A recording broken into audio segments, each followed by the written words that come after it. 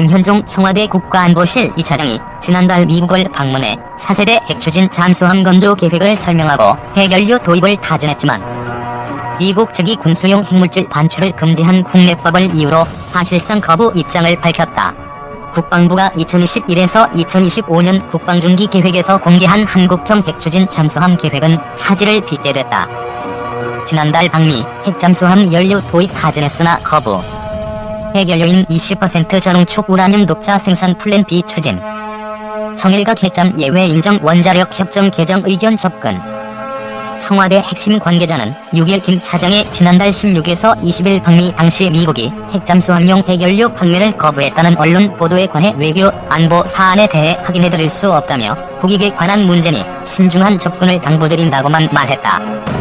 외교부 관계자는 미국의 원자력법상 농축우라늄의 군수용 판매를 금지하고 있고 현행 한미원자력 협정을 포함한 20여 개 관련 국제협정에서도 군수용에는 적용되지 않는다라고 명시하고 있다라며 국민이라도 핵비 확산을 위해 핵물질의 군수용 이전을 하지 않는다는 게 일관된 원칙이라고 설명했다.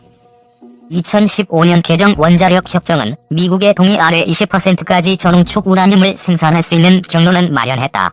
다만 10조 2항은 원자무기의 제조 또는 연구 개발, 기타 군사적 목적을 위해 사용되지 않아야 한다고 명시해 민수용으로만 사용하도록 하고 있다.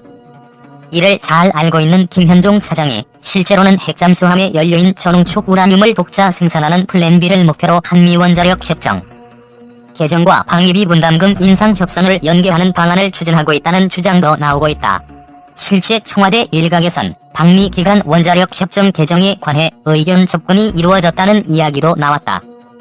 지난달 방미 과정에 정통한 한 소식통은 이날 김 차장도 미국 행정부 내 비확산파의 반발을 잘 알고 있기 때문에 청와대 백악관 간 하우스 투 하우스 협상으로 돌파구를 마련하려고 한다며 이번 방미 때에도 핵잠수함 연료 독자 생산을 예외로 하는 원자력 협정 개정에 관해 어느 정도 의견 접근이 이루어진 것으로 안다고 전했다. 플랜 B의 하나로 정부 내에선 미국 이외의 국가에서 핵잠수함을 도입하거나 자체 건조를 하는 방안이 거론되고 있다. 해군이 2017년 작성한 한반도에서 원자력 추진 잠수함의 유용성과 건조 가능성에 따르면 국내에서 핵잠수함을 개발할 경우 7년의 시간과 한 척당 1조 3천억에서 1조 5천억 원 비용이 필요하다고 봤다. 보고서 작성에 참여한 서균열 서울대 원자핵공학과 교수는 독자 설계한 핵잠수함용 원자로는 4년 안에 시운전할 수 있다며 일본함 건조엔 1조 5천억 원이 들어가지만 이후 비용은 1조 3천억 원으로 떨어진다고 설명했다. 그가 이처럼 독자 설계를 자신하는 배경엔 한국형 중소형 원자로인 스마트 원자로가 있다.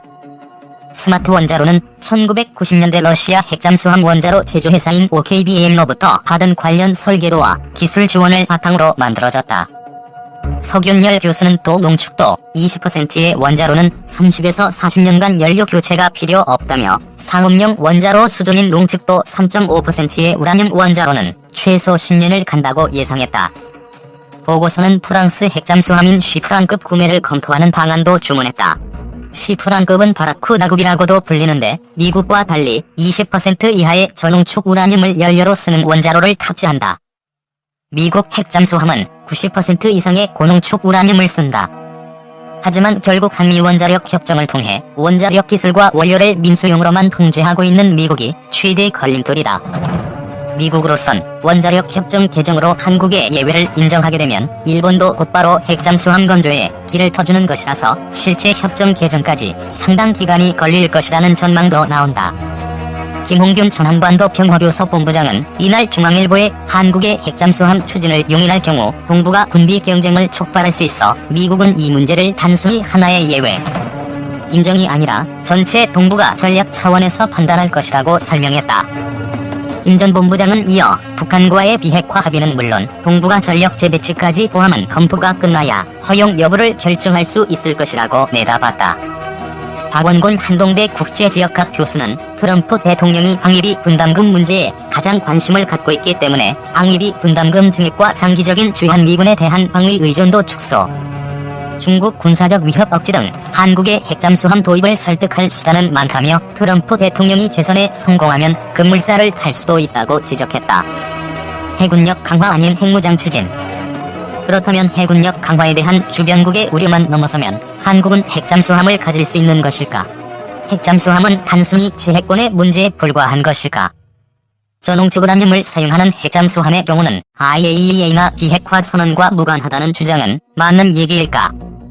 결론적으로 이는 전혀 사실이 아니다.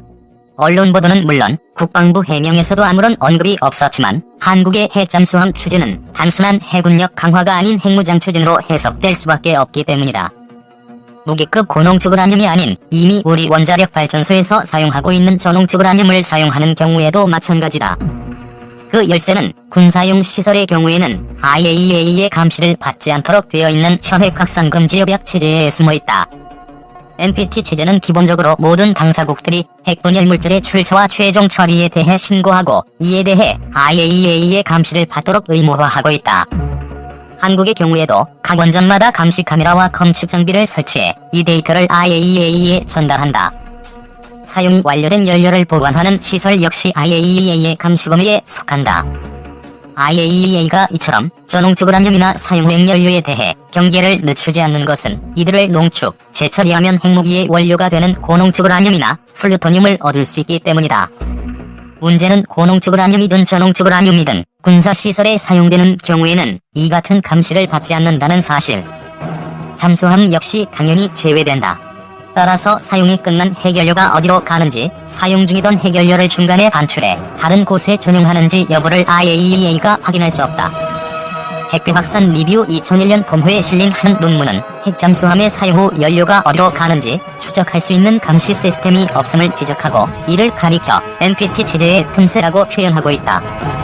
최근 IAEA는 기존의 안전조치체계가 갖고 있는 문제점을 개선하기 위해 안전조치 강화 계획을 추진하고 있다.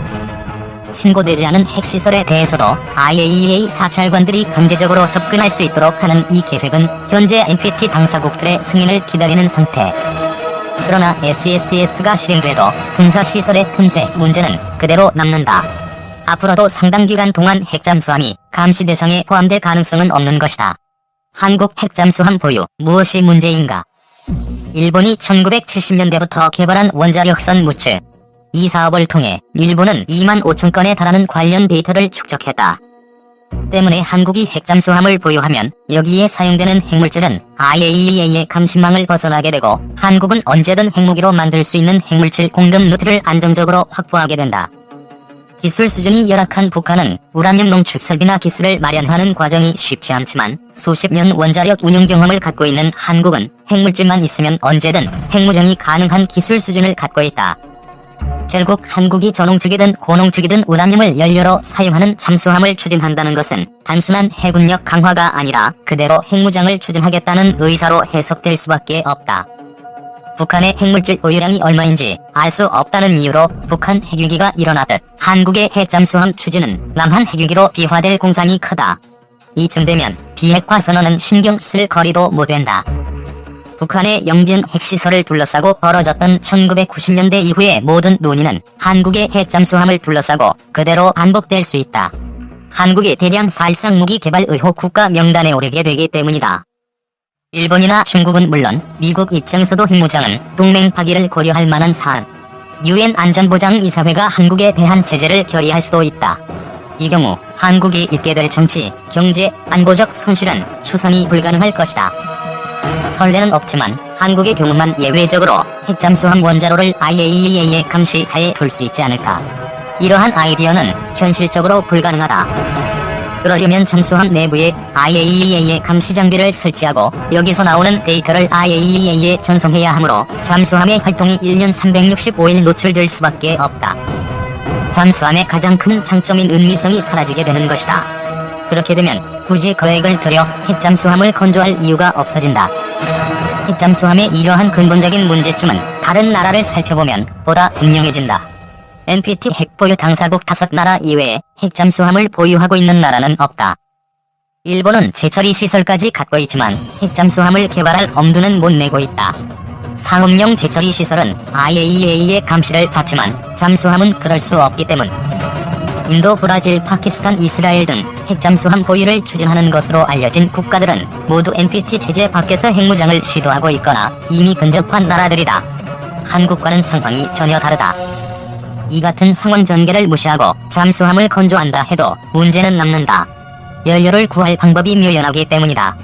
현재 발전소용 우라늄을 판매하는 나라는 미국과 러시아, 프랑스, 캐나다 정도. 그러나 이들도 발전소용이 아닌 잠수함용 우라늄은 판매할 수 없다. 이들이 속해 있는 핵공급국으로 협정은 평화적 목적이 아닌 군사용도로는 핵물질을 판매할 수 없도록 규정하고 있어 이들 나라는 국내법으로 개별 기업의 군사 목적 핵물질 수출을 금하고 있다. 이를 어길 경우 국제적으로 대대적인 금수 조치가 뒤따른다. 발전소용이라고 속이고 우라늄을 들여오는 것도 불가능하다. 같은 전홍축 우라늄이라 해도 발전소에 쓰이는 것과 잠수함에 쓰이는 것은 농축 정도가 다르기 때문이다. 이 농도를 결정하는 것은 천연 우라늄을 원심 분리기에 넣고 가공하는 작업의 반복 횟수.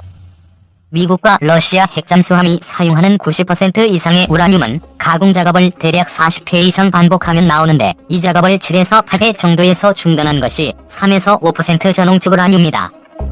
용도에 따라 다른 농도의 우라늄을 사용하는 것은 같은 출력을 얻기 위해 들어가는 연료봉의 분량과 안전성, 수명이 다르기 때문이다. 원자로의 효율이 같을 경우 3% 연료봉은 90% 연료봉에 30배를 넣어줘야 수명이 같다. 또한 농도가 낮을수록 불순물이 많아 가동 중에 피복관이 깨지는 등 안정성도 떨어진다. 농도가 낮은 연료봉은 금방 닳기 때문에 그만큼 자주 교체해야 하는 번거로움도 있다. 안정적인 상황에서 가동하는 발전소용 원자로라면 이 같은 단점이 큰 문제가 되지 않는다. 그러나 바닷속이라는 극한 상황에서 운영해야 하는 잠수함 원자로의 경우는 얘기가 다르다. 때문에 90% 이상의 고농축 우라늄을 150년 이상 쓸 수 있을 만큼 비축해두고 있는 미국은 모든 핵잠수함에 고농축 우라늄을 사용